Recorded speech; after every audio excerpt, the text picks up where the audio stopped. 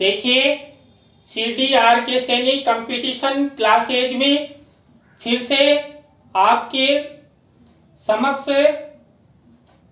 जो अधिगम है उसके पार्ट 2 के साथ उपस्थित हूं। तो देखिए जो आज जो हमारी क्लास होगी इसमें हम अधिगम के अनुक्षेत्र तथा संप्रत्ययों के बारे में अध्ययन करेंगे। यदि आपने अभी तक मेरे चैनल को सब्सक्राइब नहीं किया है तो शीघ्र सब्सक्राइब कर ले, जिससे आपको साइकोलॉजी से संबंधित अच्छे अच्छे वीडियो उपलब्ध हो सके। तो देखिए आज हम अधिगम के अनुक्षेत्र कौन कौन से हैं और संप्रत्यय, अधिगम के संप्रत्यय कौन कौन से हैं, इसके बारे में विस्तृत रूप से अध्ययन करेंगे। तो देखते हैं सबसे पहले अधिगम के अनुक्षेत्र। अधिगम के अनुक्षेत्र का अर्थ क्या होता है?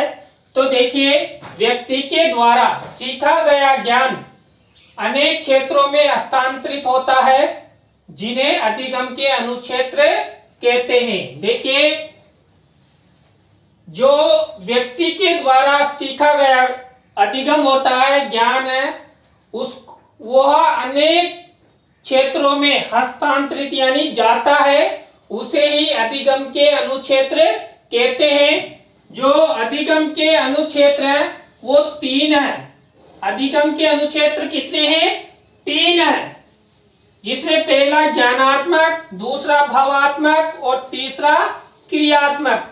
देखिए ये जो तीनों अनुक्षेत्र हैं, ज्ञानात्मक, भावात्मक और क्रियात्मक, इनका अब हम विस्तृत रूप से अध्ययन करते हैं। अधिगम के अनुक्षेत्र हमने पढ़े थे, जिसमें ज्ञानात्मक, भावात्मक और क्रियात्मक, ये 3 अनुक्षेत्र होते हैं अधिगम के।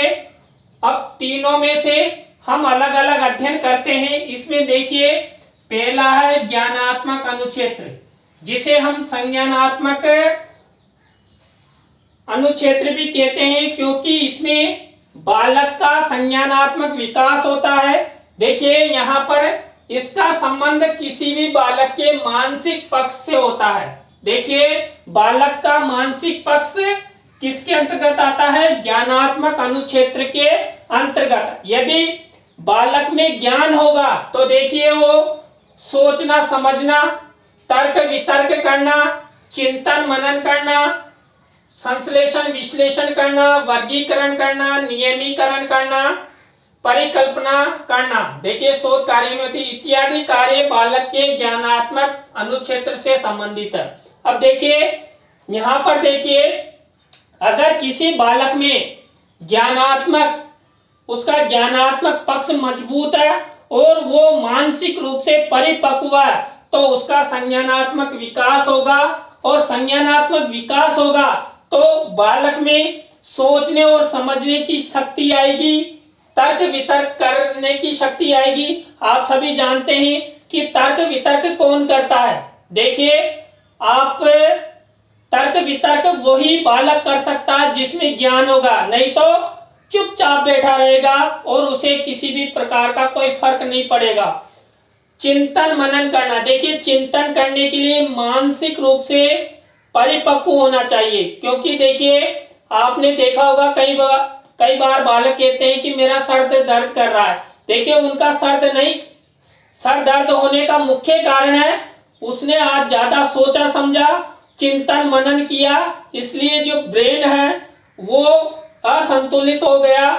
संश्लेषण विश्लेषण करना, देखिए किसी भी पाठ्य वस्तु है, किसी भी कार्य का संश्लेषण विश्लेषण करना। मान लीजिए कोई वस्तु है, उस वस्तु आपने बाइक देखी है, अब बाइक का संश्लेषण विश्लेषण कौन कर सकता है?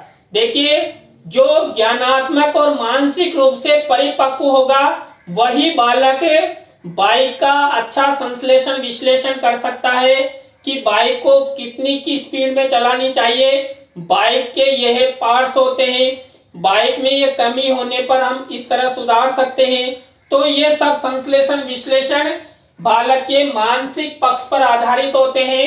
इसके बाद वर्गीकरण करना, देखिए डिवाइडेशन करना, एक परिपक्व और मानसिक रूप से परिपक्व बालक की क्षमताएं होती है नियमीकरण करना। देखिए किसी भी कार्य का नियमीकरण करना एक उसका जो ज्ञानात्मक पक्ष दर्शाता है, जिसमें ज्ञान होगा वही नियमों का निर्धारण करेगा। इसके बाद परिकल्पना करना। देखिए परिकल्पनाएं शोध कार्यों के अंतर्गत होती है।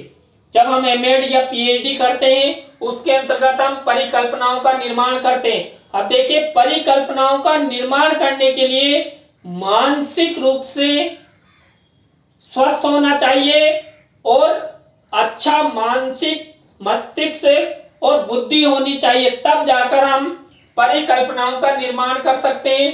तो ये सब कार्य जो अधिगम्य अनुक्षेत्र ज्ञानात्मक इससे संबंधित है, इसका अध्ययन अब हमने कर लिया है। अब इसके बाद हम भावात्मक पक्ष का अध्ययन करेंगे। तो देखिए जो अधिगम का अनुक्षेत्र नंबर 2 भावात्मक अनुक्षेत्र।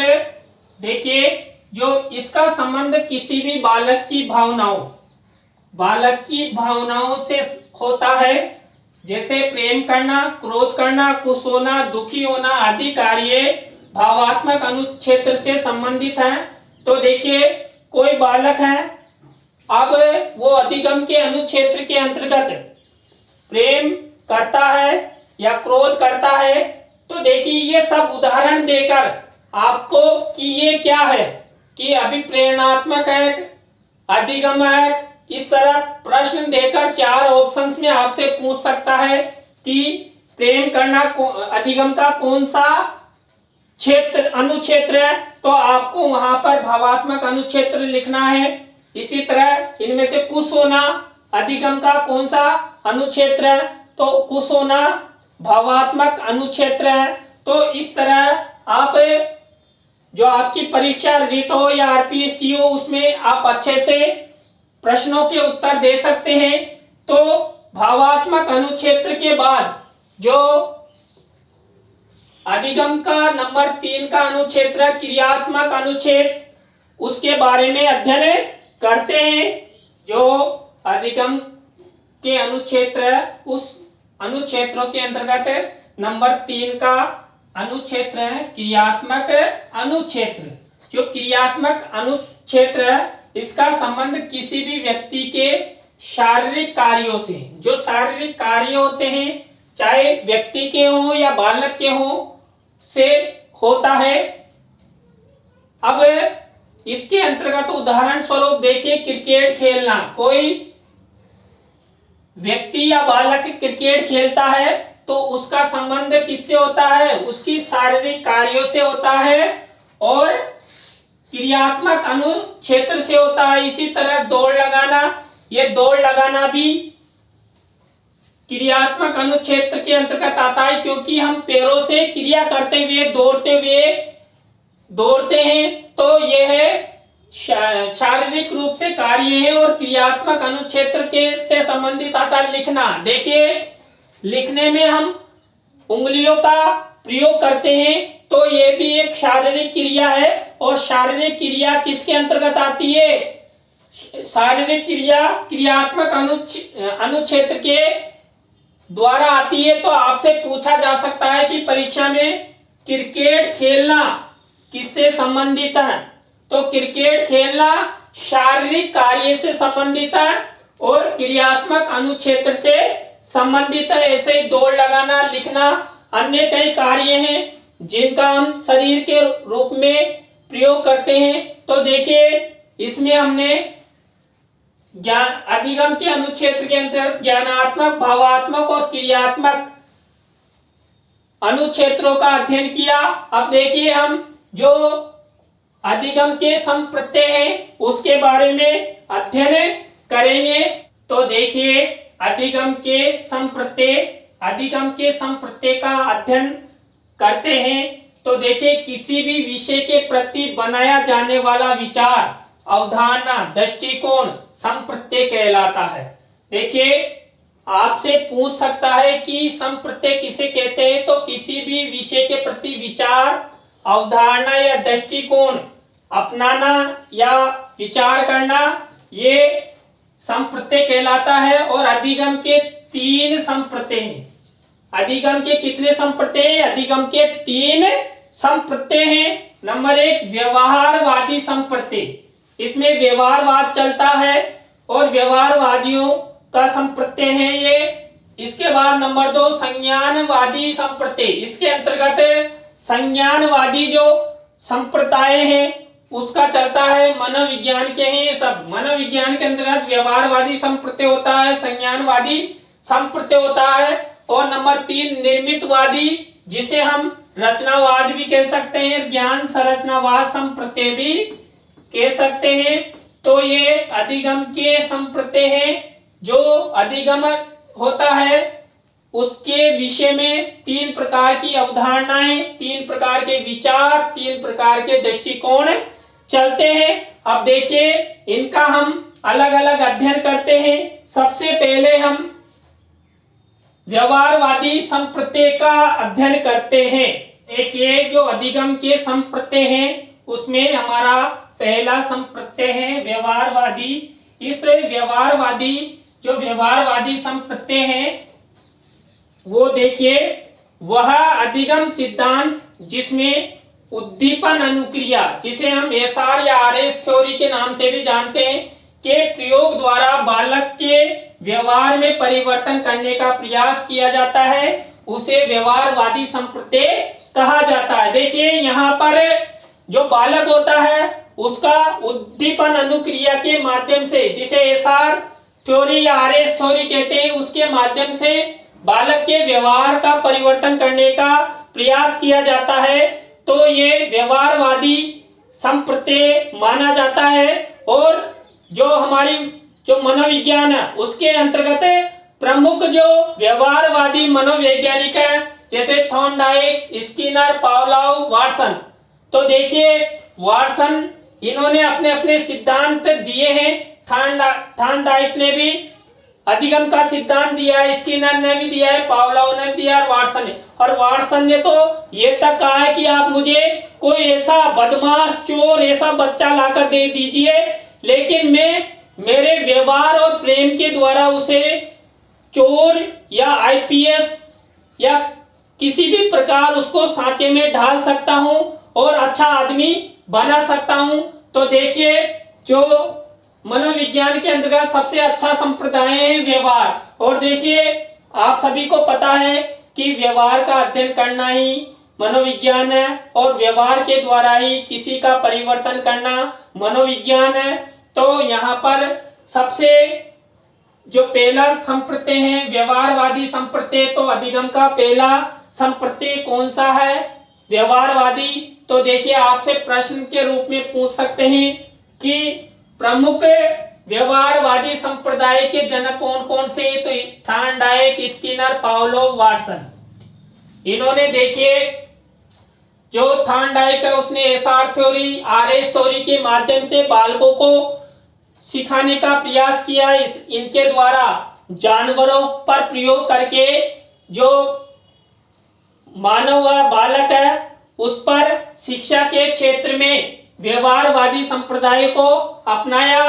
तो इसके बाद हम देखते हैं संज्ञानवादी संप्रदाय कि संज्ञानवादी संप्रदाय क्या होता है, इसके बारे में हम अध्ययन करते हैं। अधिगम के संप्रत्ययों के अंतर्गत सबसे पहले व्यवहारवादियों का अध्ययन किया। इसमें व्यवहार के द्वारा जो बालक होता है उसके व्यवहार का परिवर्तन किया जाता है। ऐसे सिद्धांतों के माध्यम से बालक का व्यवहार परिवर्तन किया जाता है। तो दूसरा जो संप्रत्यय है, दूसरा है संज्ञानवादी संप्रत्यय।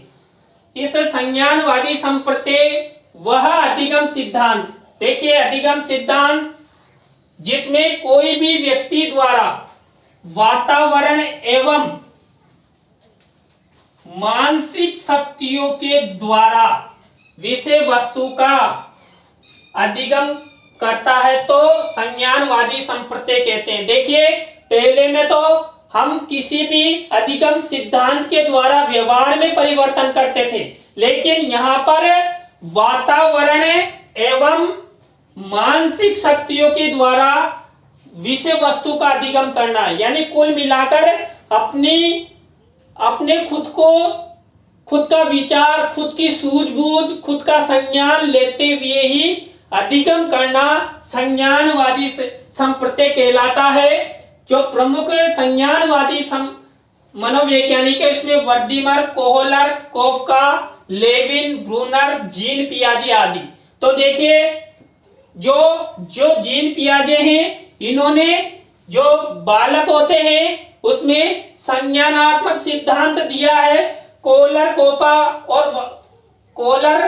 कोफका और वर्दीमन ने मिलकर जो चिंपांजी वाला केले ऊपर लटका दिए जाते हैं वो दिया, और इसने कुर्ट लेविन ने सामाजिक सिद्धांत के माध्यम से अधिगम, यानी कुल मिलाकर वातावरण में खुला छोड़ दिया जाता है और उसे कोई भी बालक हो उसको अपनी सूझ के द्वारा कार्य करने के लिए दिया जाता है कि वो क्या करता अपनी, इसमें अगर स्मृति है, इसका मानसिक स्वास्थ्य सही है तो ये कितनी अपने आप पर सूझ और समझकर कार्य कर सकता, अधिगम कर सकता है।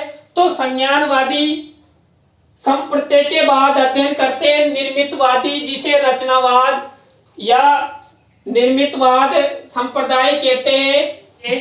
जो अधिगम के अनुक्षेत्रों तथा संप्रत्ययों के अंतर्गत जो अधिगम के संप्रत्यय हैं उसमें तीसरा संप्रत्यय है निर्मितवादी। जो निर्मितवाद, जिसे निर्मितवादी संप्रदाय या संप्रत्यय भी कहते हैं, रचनावाद संप्रत्यय भी कहते हैं, ज्ञान संरचनावाद संप्रत्यय भी कहते हैं।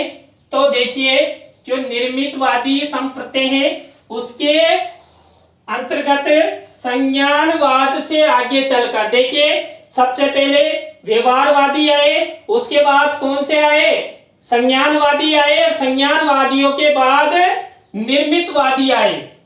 तो ये मनोविज्ञान के अंतर्गत आपसे परीक्षा में पूछा जा सकता है कि व्यवहारवादियों के बाद कौन आए, व्यवहारवादियों के बाद संज्ञानवादी आए और संज्ञानवादियों के बाद निर्मितवादी आए।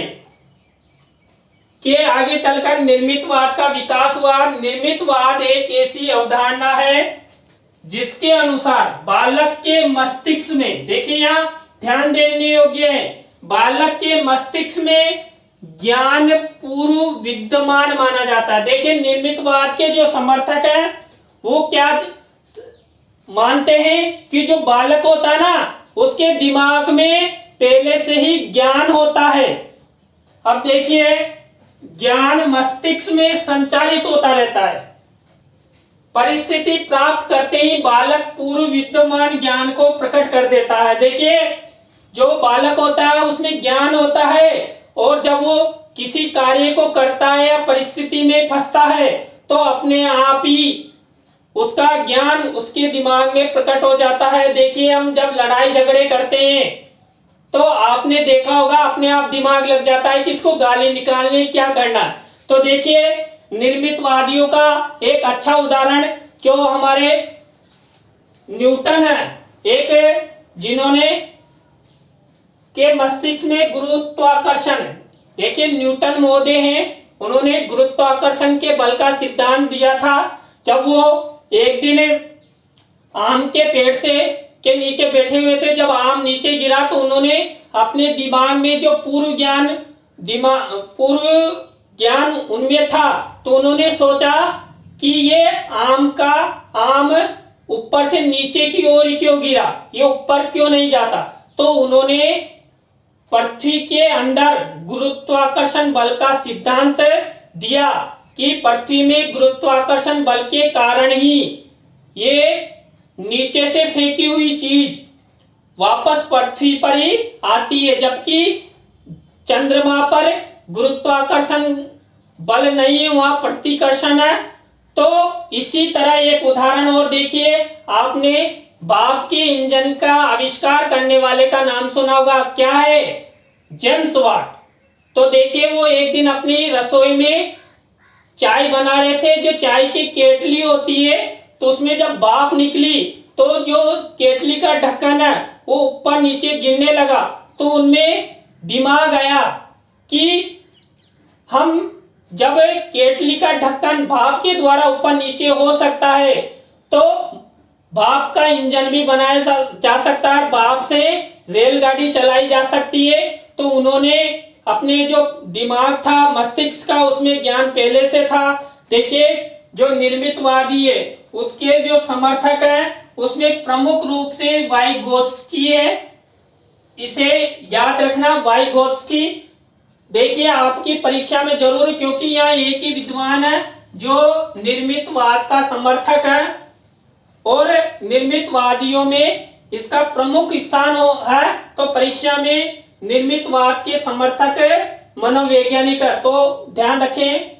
और देखिए इसमें एक विशेष और प्रश्न कई बार आ चुका है, निर्मितवाद का केंद्र बिंदु। निर्मितवाद का जो केंद्र बिंदु होता है वो छात्र होता है। आपसे प्रश्न पूछा जा सकता है कि निर्मितवाद का केंद्र बिंदु क्या होता है। निर्मितवाद का केंद्र बिंदु छात्र होता है और प्रमुख मनोवैज्ञानिक वाइगोत्स्की है।